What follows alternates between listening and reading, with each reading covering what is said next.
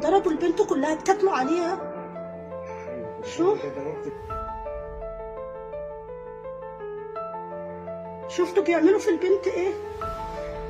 شدوا في شعرها كمان، بهدلوها. الام وراهم اهي.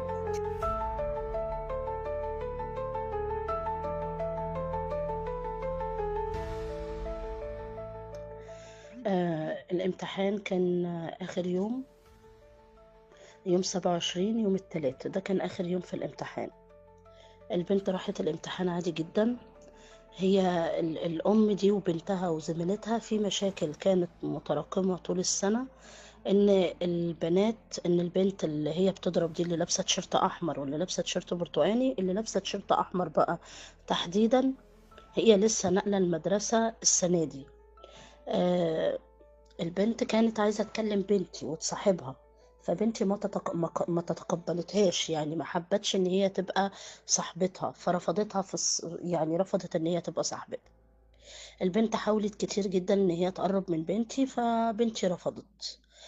فانا لما سالت بنتي سبب رفضك ايه اللي انت مش حابه، لان الام كانت بتتصل عليا كتير كتيرة الشكاوي. سالتها انت ليه مش حابه ان انت تتعاملي معاها، فاختصرت بنتي الكلام وقالت لي ان هي بنت مش كويسه وبتستخدم الفاظ مش كويسه وبتعمل تصرفات مش كويسه. قلت لها خلاص لحد كده وستوب، ما نتكلمش في اي حاجه خالص، خلاص انت خليكي في حالك وهي في حالها.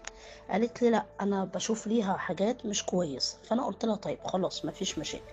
حاولت اواسي الام طول الفتره اللي هي السنه اللي عدت بتاع المدرسه. الام طبعا ما لقتش في نتيجه معايا، فقلبت عليا انا شخصيا، وبدات تسبب لي انا شخصيا في مشاكل، ان هي كل شويه تتصل عليا تشتمني كده. فانا تجاهلت بصراحه اللي حصل، لان انا شايفه ان الوضع عادي، ان ما يعني كل واحد ليه حرية الاختيار الصديق اللي هو عايزه.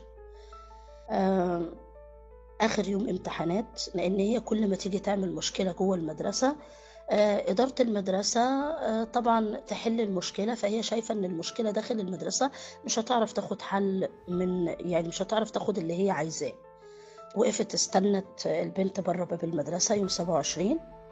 اتصلت عليا يوم 27 بالتليفون حوالي الساعة 1:30 و37 دقيقة، شتمتني فيها وقعدت تشتم شتايم وحشة جدا. أنا ما كنتش سجلت رقمها في التليفون الجديد، لأن أنا كنت شارية تليفون جديد فرقمها مش ظاهر عندي، فأنا رديت على إنه تليفون عادي. لقيت واحدة بتشتم شتايم مش كويسة، وبعد ما بتشتم الشتايم قالت لي أنا هربي لك بنتك وأنا كذا كذا، وقفلت السكة. في الوقت ده أنا جريت اتصلت على بنتي، أول حاجة فكرت فيها